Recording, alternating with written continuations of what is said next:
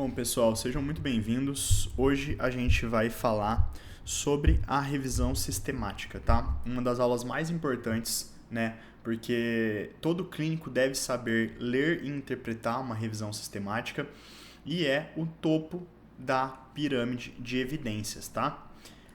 Como eu já falei em outras aulas, eu não gosto do termo pirâmide de evidências, tá? Até porque cada tipo de estudo que a gente for analisar, a pirâmide vai ser composta de uma forma. Essa aqui seria uma pirâmide de evidências visando uma intervenção, né, um efeito de tratamento, porém as revisões sistemáticas, elas sempre vão ser o topo de qualquer pirâmide, tá? Então, basicamente, é o compilado do que a gente tem de mais importante, tá, na literatura. Então a revisão sistemática ela sempre vai ser o topo da pirâmide e nesse caso hoje vamos falar de revisões sistemáticas de ensaios clínicos randomizados, tá? Então a gente está analisando revisões sistemáticas para efeitos de intervenção. E aí eu quero deixar alguns pontos bem claros aqui, então a gente vai entender o que é uma revisão sistemática, para que ela funciona, quando que a gente vai buscar a revisão sistemática e como analisar as revisões sistemáticas, sobretudo a meta-análise, tá? Então, começando aqui, vou começar com um exemplo. Então, por exemplo, se a gente vai pesquisar qualquer coisa, eu dei um exemplo aqui bem simples, tá? Creatina e hipertrofia na PubMed, eu tinha filtrado por ensaios clínicos randomizados, tá? Já que eu estou buscando um efeito de intervenção, um efeito de terapêutico, né? O que eu quero ver, o que ela realmente fez, né? Então, eu achei 48 resultados, tá? Porém, concorda comigo que é muito estudo para ler? Então imagina você ter que ler 48 estudos, tá? E aí para você conseguir extrair deles e tentar tirar alguma conclusão disso, tá? Ler cada estudo de forma separada. Imagina o tempo que a gente vai ter que gastar para ler tudo isso, tá? E o esforço necessário para no final você ainda assim talvez nem conseguir compilar qual seria o efeito real dessa intervenção que você está buscando.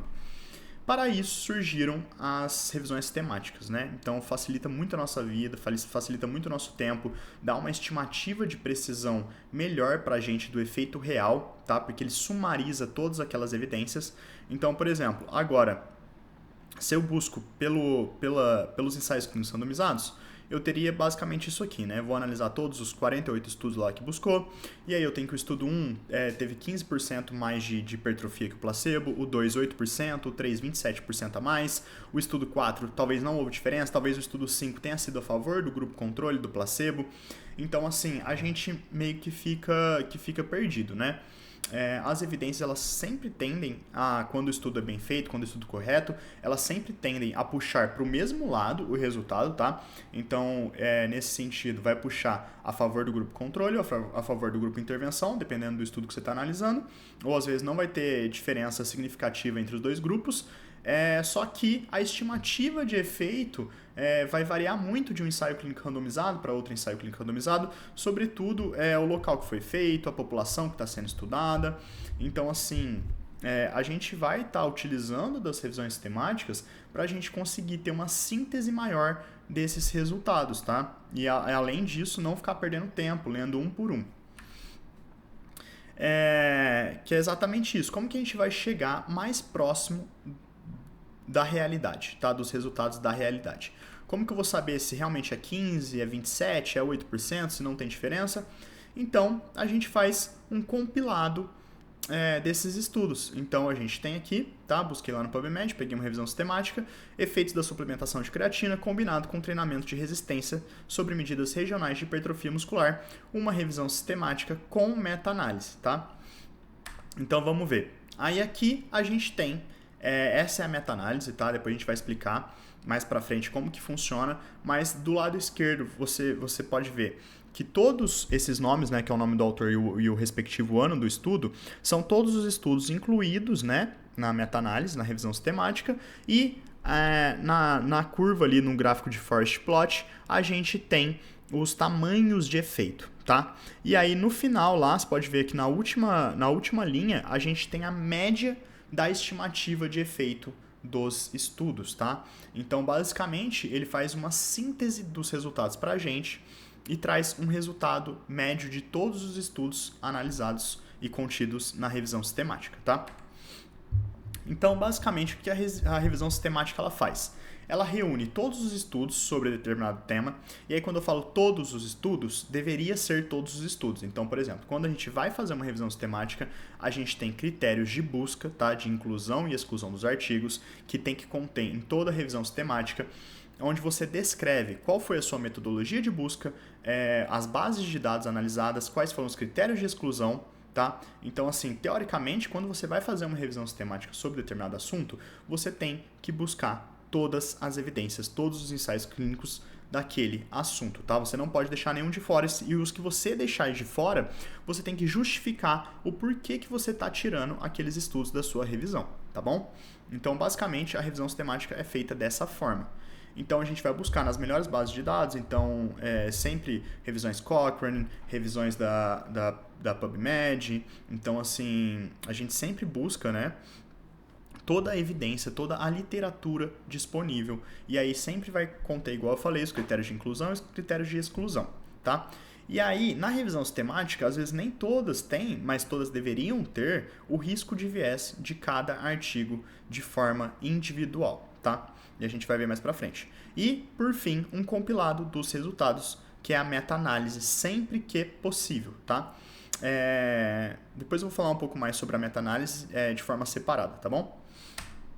Então vamos lá. Então essa primeira imagem à esquerda, ela é os critérios de inclusão e exclusão. Como que foi selecionado os estudos? Então olha só, com os mesh terms, né, os critérios de busca, eles encontraram 21.355 estudos sobre determinado tema, tá? E é dividido nessas bases de dados. Então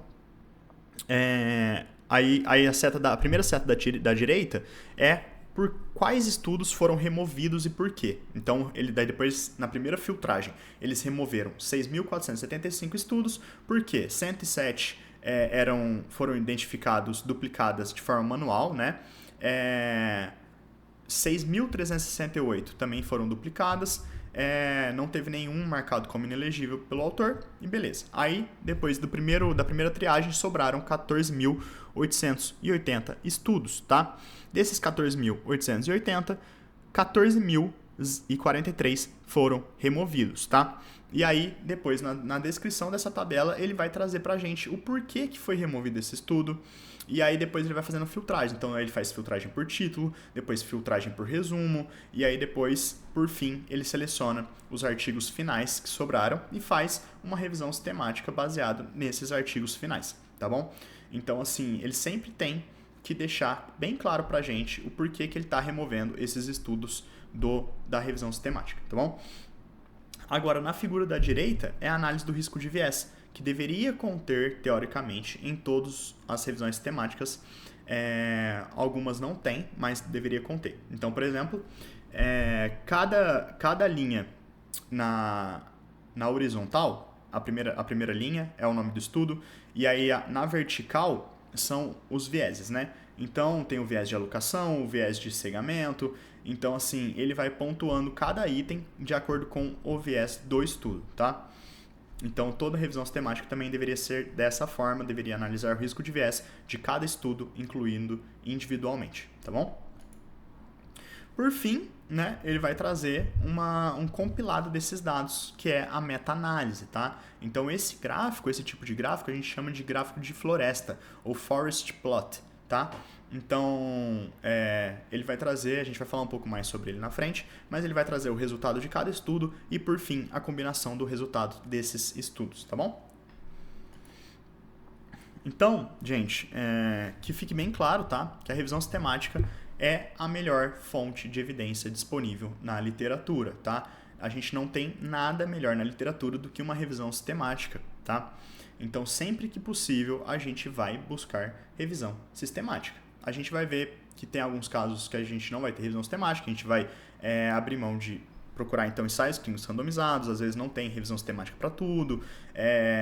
Outro fator também, a revisão sistemática, às vezes, ela demora a ser atualizada, né? Porque tem que compilar todas as evidências. Então, às vezes, você lê uma revisão sistemática de 2023, passou 2 anos, ela já está desatualizada. Por quê? Porque, às vezes, nesses 2 anos surgiram muitos trials, né? Muitos ensaios clínicos que não contém mais naquela revisão sistemática. E às vezes, esses novos ensaios clínicos, eles são capazes de mudar o resultado da revisão sistemática, tá?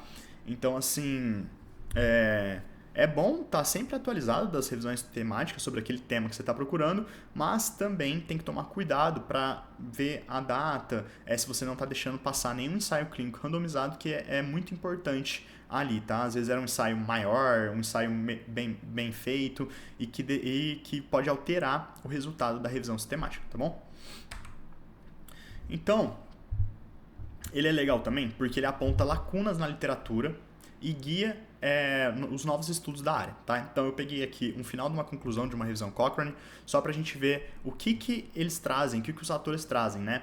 Então ele deixa bem claro, ele fala assim, olha, a gente analisou isso aqui e tal, porém, pesquisas futuras requerem estudos de longo prazo. Então provavelmente esse estudo dessa revisão sistemática está analisando apenas efeitos a curto prazo, com amostras maiores e delineamento mais rigoroso, que sejam inclusivos e diversos.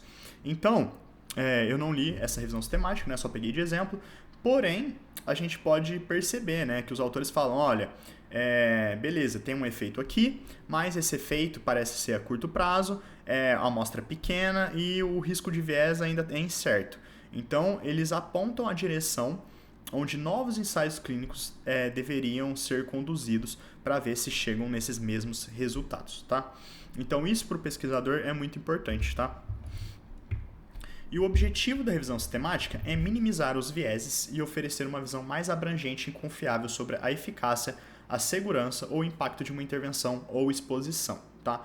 Então, dessa forma, quando a gente compila todas as evidências, tá? Quando a gente faz isso tudo de uma vez, a gente tende a minimizar os vieses contidos em cada estudo individual, porque a gente tá como se fosse somando todos eles, né? Então a gente tende a chegar a um efeito mais real, mais próximo da realidade, tá? E igual eu falei, a revisão sistemática ela pode ou não conter uma meta-análise. E o que é a meta-análise? É uma análise estatística de resultados de estudos independentes que irá gerar uma estimativa única de tamanho de efeito mais próximo à realidade, tá? Que é o Forest Plot, que a gente também vai ver mais exemplos disso na frente. É importante, né, falar que a meta-análise não é um tipo de estudo, então revisões com meta-análise não é melhor do que revisões sem meta-análise, às vezes não tem como fazer a meta-análise. Os grupos de intervenção e controle, assim como o desfecho analisado, tem que ser parecido. E por quê? Porque como a gente viu aqui, esses resultados desses estudos, eles vão se somar, né, para dar uma estimativa de efeito mais preciso para a gente. E se o estudo 1 analisa um desfecho, o estudo 2 analisa outro desfecho, o estudo 3 analisa outro, como que a gente vai somar isso de forma matemática se eles não estão analisando a mesma coisa, né? Ou se o estudo 1, por exemplo, ele está comparando uma intervenção com placebo, mas o estudo 2 está comparando a intervenção com outra intervenção. Então, assim, como que a gente soma isso, tá? Fica matematicamente impossível da gente agrupar esses resultados. Então, a gente, às vezes, dentro de uma mesma revisão sistemática, a gente vai ter vários tipos de subgrupos de meta-análise, tá? Então, assim, às vezes a gente vai ter uma meta-análise analisando estudos que compararam intervenção com placebo, estudos que compararam intervenção com nada, estudos que compararam intervenção com outra intervenção, e aí tem que ser a mesma intervenção que as duas compararam. Então, assim, uma ressalva que a gente só consegue agrupar os estudos se eles estão analisando e foram medidos utilizando as mesmas proporções, tá bom? Então isso é uma ressalva. E por fim, a meta-análise ela facilita muito a vida do leitor, tá? E a interpretação dos resultados. Então, só um ponto também importante é não confundir revisão sistemática com revisão narrativa, tá? Sempre que possível, não leiam revisão narrativa, tá bom? O que é uma revisão narrativa? Uma revisão narrativa é realizada por um autor, tá? No qual ele seleciona os artigos que ele quer incluir, tá? Então não é uma revisão sistemática, porque é sistematicamente feita, tá? Então a gente coloca todas os estudos presentes até o momento da revisão. Então são duas coisas distintas e aí o autor ele vai escrevendo o que ele quer na revisão narrativa, tá bom? De acordo com as referências que ele quis colocar lá dentro, tá? Então ele seleciona as evidências, tá bom? Então eu recomendo que nunca leia uma revisão narrativa, ela não contribui para muita coisa, tá bom? E por que a revisão sistemática é tão interessante e nos ajuda tanto, tá?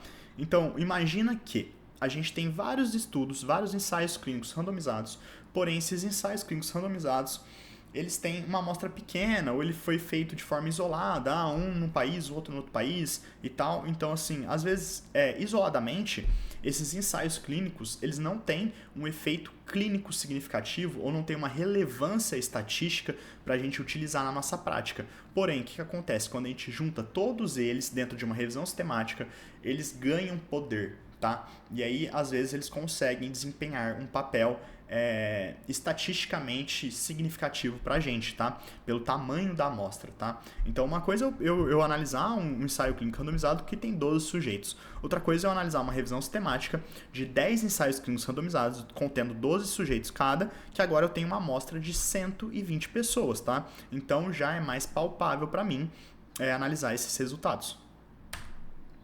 E, por fim, para mostrar aqui, esse é o nosso forest plot, tá? A gente vai explicar o que significa cada coisa dele, tá?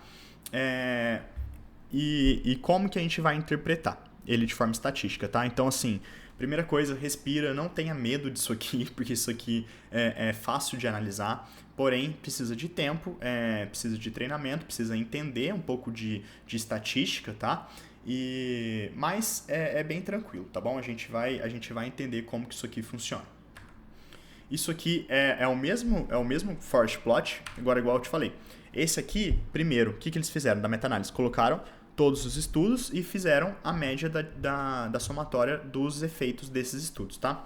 E aí depois, como eles não eram iguais, então tinha um que era single blind, né, que provavelmente era só o paciente que era cegado, e aí outros que eram duplo cego, então ele dividiu entre único cego e duplo cego, fez duas meta-análises comparando com cada um deles para ver também se mudaria o efeito final, tá bom? A gente pode ver que nesse caso não mudou muito, que foi muito parecido, né? Então um deu 0,83, outro 0,87, tá? Lembrando que a medida utilizada ali foi odds ratio. E um adendo aqui, acho que eu já falei várias vezes, né? Acho que vocês estão cansados de ouvir eu falar sobre a Cochrane, que é a melhor evidência disponível para a gente sempre, tá? E a Cochrane, ela tem as melhores revisões sistemáticas.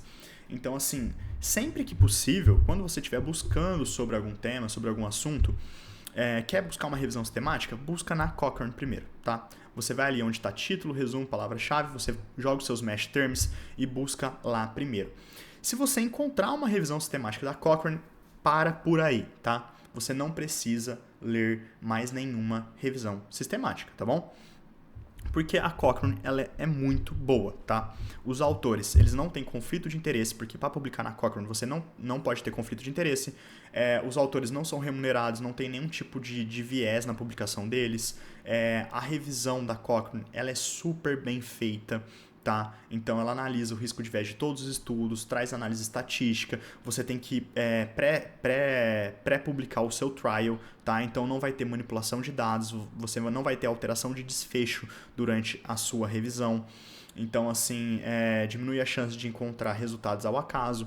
Então, são as melhores revisões disponíveis pra gente, tá? Quais são os contras das revisões Cochrane? Então, como é uma revisão muito boa, que demanda muito tempo para ser feita e produzida, muitas vezes as revisões Cochrane estão desatualizadas, né? Então, às vezes, a gente já tem uma gama muito grande de ensaios clínicos publicados, às vezes a gente já tem revisões sistemáticas feitas em outros lugares e, às vezes, ainda não saiu na Cochrane, tá? Então, a Cochrane geralmente é o último local a sair a revisão sistemática, porque demora mais tempo, tá? Então, assim, a gente não tem um volume tão grande de revisões dentro do site da Cochrane, porém as que tem são ótimas, então sempre procura por ela. Outro ponto positivo também é que a revisão Cochrane, o autor que publicou a revisão Cochrane, ele é obrigado a atualizar aquela revisão a cada 3 a 5 anos, tá? Então, a cada 3 a 5 anos, o autor ele é convidado a refazer uma nova publicação na Cochrane, atualizando as novas evidências que surgiram nesse meio tempo, tá bom? Então, assim, simplesmente fantástico. Sempre recomendo começar a busca pela Cochrane, tá bom? E aí, caso não tenha na Cochrane, muitas vezes realmente não vai ter, tá? Aí você pode ir, por exemplo, busca na PubMed, pode lançar a mão de outras bases de dados. O que a gente tem que buscar nas revisões sistemáticas, tá? Então, tem que ficar bem claro os critérios de seleção e exclusão, tá? E os critérios de exclusão não podem ser, assim, critérios seletivos como, barreira linguística. Então, eu excluí todos os estudos que não eram em inglês, tá? Então, assim, esse é um critério de exclusão muito ruim, porque a gente pode ter um estudo que foi feito em espanhol e que não está lá na revisão sistemática, tá? Então, os critérios de exclusão, eles têm que ser muito bem claros e definidos do porquê que você está tirando aquele estudo da sua análise final, tá bom? Então, a análise do risco de viés de cada estudo, igual a gente mostrou aquela figura antes, então tem que ter aquela tabela mostrando o risco de viés de cada estudo, porque às vezes a gente vai analisar depois no Forest Plot e aí tem um estudo que foge muito da média, né? Parece que tá todo mundo indo para a mesma direção e aí tem um estudo que está indo para o lado oposto e com um resultado grandioso, absurdo. E aí a gente vai lá ver na análise do risco de viés e geralmente é o pior estudo que tem um maior risco de viés, né? Um risco de viés extremamente alto e geralmente é o pior estudo contido. Por isso que ele deu um resultado tão discrepante dos demais, tá? O agrupamento de estudos tem que ser compatível, então eles têm que estar analisando a mesma coisa, né?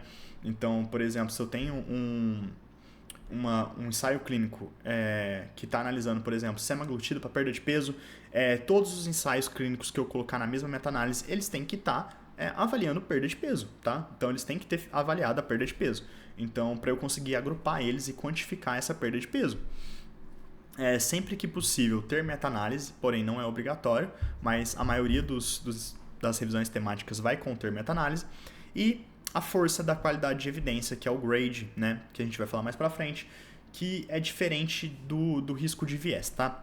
Então, às vezes, o que é a qualidade de evidência? Se a gente tem uma qualidade de evidência alta, quer dizer o quê pra gente?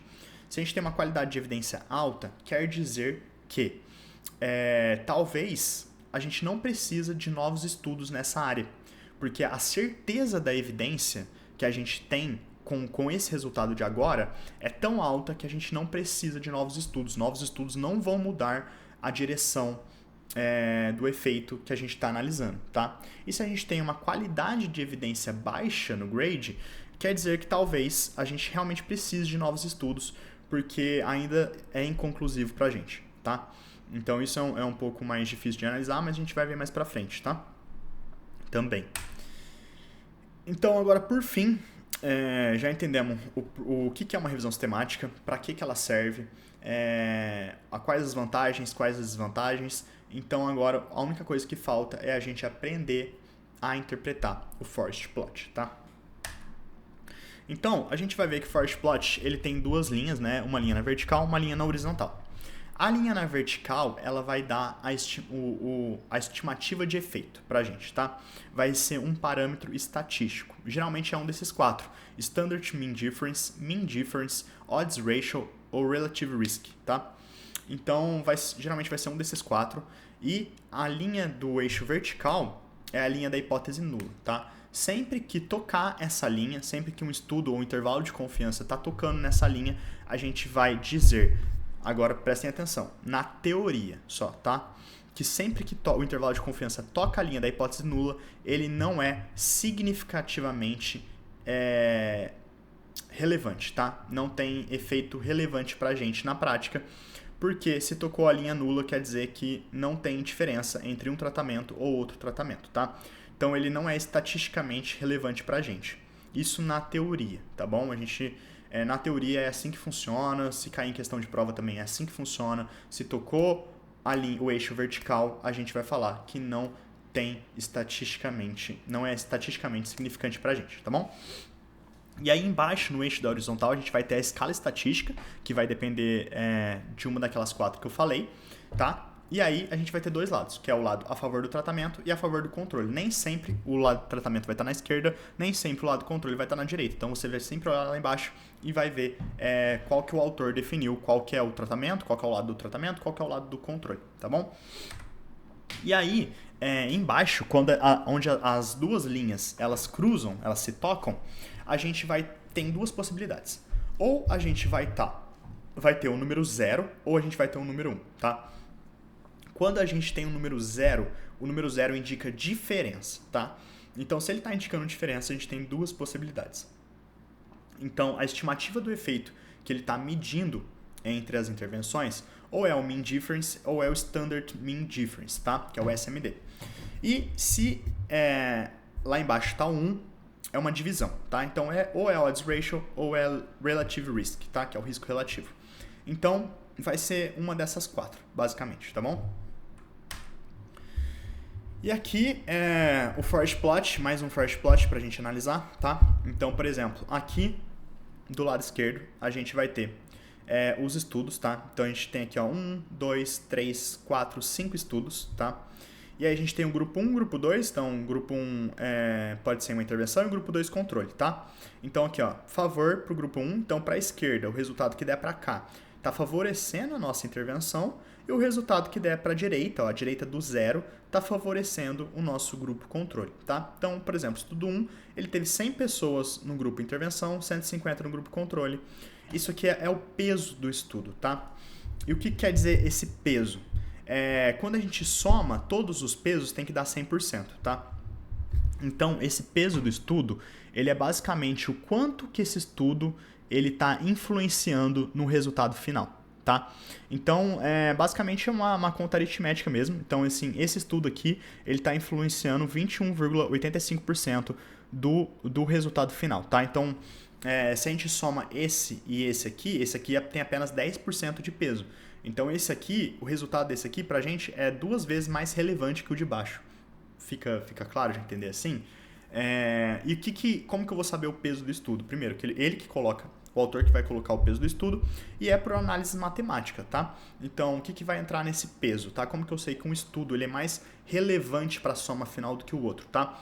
Primeiro, o N do estudo. Então, estudos com um N maior, um N amostral maior, ele vai ter mais peso, tá?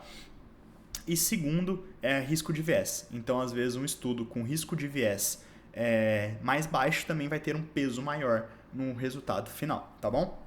E aí, por exemplo, aqui ó, é SMD, ele está utilizando uma estimativa de efeito que é o Standard Mean Difference. E quando eu falei que o Standard Mean Difference ele está indicando uma diferença, quer dizer que onde toca as duas linhas vai ter o número 0, tá?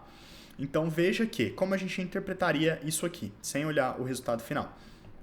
Então, estudo 1, ele está pendendo ao grupo 2, né, que é o nosso grupo controle, porém, ele toca o eixo 0, né, que é a nossa hipótese nula. Então, esse resultado aqui para a gente não é estatisticamente significante. Tá? O estudo 2, ele também pende ao grupo controle e ele toca também a linha do 0. Então, ele também não é estatisticamente significante para a gente. E esse quadradinho laranja, ele é a média do efeito do estudo, tá? Enquanto as pontas são os intervalos de confiança, que fica aqui entre parênteses, tá? Então, a gente pode ver que essa ponta aqui, ó, é o menos 0,25, então ele vai do menos 0,25 ao 1,25, que é aqui, tá? Então, menos 0,25 a 1,25. E o quadradinho laranja, que é a média do efeito, que é o 0,51. É onde se concentra a maior parte ali, tá? Que é a média realmente daquele efeito. Então, mesmo que a média do efeito ela esteja para o lado do grupo controle, como o intervalo de confiança está cruzando a linha aqui, a gente diz que não é estatisticamente significante, tá bom? Agora, olha que legal, o estudo C. O estudo C, você pode ver que ele está inteiro para o grupo 1. Então, ele é inteiramente a favor do grupo intervenção e ele não toca o 0. Então, ele é estatisticamente significante e ele é a favor da intervenção, tá? Aí, ó, o estudo 4, o estudo D, ele é o contrário. Ele vai totalmente para o lado do grupo controle e também é estatisticamente significante. E quando a gente soma todos esses estudos aqui, ele vai dar esse losango para a gente, tá? Esse losango aqui, ele é a soma da estimativa dos efeitos, tá? E aí a gente tem que, então, no final, a soma da estimativa dos efeitos deu 0,51, variando de menos 0,31, que é a ponta do losango aqui, até 1,33, que é essa ponta aqui. Isso aqui é o intervalo de confiança e o eixo vertical é a média do efeito dos estudos, tá? E aí a gente pode ver como ele cruza a linha do zero. Então, a gente pode inferir que essa intervenção que foi estudada aqui, ela não é estatisticamente significante, tá? Então, essa é a nossa interpretação desse estudo, tá bom? Então, basicamente, né, igual eu falei, acho que a gente já falou sobre isso em outras aulas, né? Porém, para ficar mais claro, a gente tem que olhar o intervalo de confiança também, tá? Dos estudos. Geralmente, quando o intervalo de confiança ele é estreito, ele é pequeno, quer dizer que a amostra é grande, tá? Sempre que a gente tem uma amostra grande, a gente reduz o intervalo de confiança, tá? Se a gente tem uma amostra muito pequena, o intervalo de confiança fica cada vez maior, fica enorme, tá? E isso é uma coisa ruim. Então, amostras grandes são muito boas pra gente, e aí o quadradinho, que é a média do efeito, também vai ser maior, tá bom? Só para entender um pouco mais do forest plot, tá? E aí a gente aqui, esse gráfico aqui, tá vendo como ele cruza o zero novamente? Então ele é uma medida de diferença. Então ele é standard difference ou mean difference, né? Ou standard mean difference. Então ele tá usando a estimativa de efeito MD ou SMD, tá? Então um dos dois, e aí aqui é a favor do controle, aqui é a favor da intervenção. E o losango, a estimativa de efeito combinado de todos os 4 estudos contidos, tá? Então aqui eu deixei só uns resuminhos, né, para ver. Então aqui a gente tem três estudos, né, compondo a meta-análise. A linha horizontal, intervalo de confiança, tá? Então esse aqui é o intervalo de confiança, que vai daqui até aqui. A linha vertical, que é o resultado individual de cada estudo. E o tamanho do quadrado, que é o peso relativo do estudo, tá? Lembrando que estudos com uma amostra maior vão ter um peso maior também, tá bom? E por fim, o diamante, que a gente vai ter a síntese dos estudos, que é o que a gente chama de meta-análise, tá? Então a largura vai corresponder ao intervalo de confiança, que vai daqui até aqui, e o centro do diamante, do losango, vai ser o resultado estimado dos efeitos, tá bom? E é isso, gente. Então, esse foi a nossa introdução, tá? A revisão sistemática com meta-análise. E aí, aqui tem 2 pontos, tá? Então, a gente entendeu como olhar o forest plot. Então, a gente sabe como identificar se o resultado ele é a favor do grupo controle, ou é a favor do grupo intervenção, ou a favor da outra intervenção, dependendo do que está sendo analisado na revisão sistemática.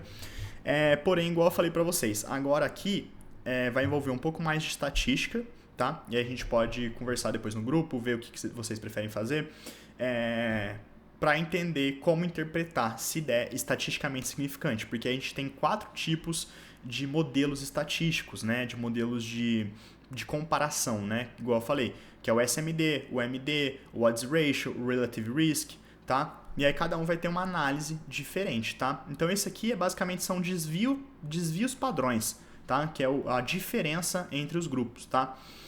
Então são basicamente fórmulas matemáticas mesmo, tá? Eu vou até ver se eu deixo um PDF de um artigo depois que explica bastante também sobre cada um deles, mas é basicamente isso. E o outro ponto também, igual eu falei, que é sobre a qualidade de evidência, que é a escala GRADE, tá? Então agora, a partir daqui, são conceitos um pouco mais complexos, tá? Então a gente vai ver se a gente vai continuar a aprofundar um pouquinho nisso, ou se a gente pode partir também para análise individual, igual eu falei lá no grupo, de intervenções mesmo, para a gente começar a aplicar um pouco mais isso, porque talvez isso aqui agora comece a ficar um pouco mais nichado e um pouco mais difícil de interpretação, tá bom? Mas isso aqui é o básico do básico do básico que todo clínico deveria saber, tá bom? Então a gente vai conversando e vai direcionando as próximas aulas depois pelo grupo, tá bom? Muito obrigado quem ficou até aqui e boa semana.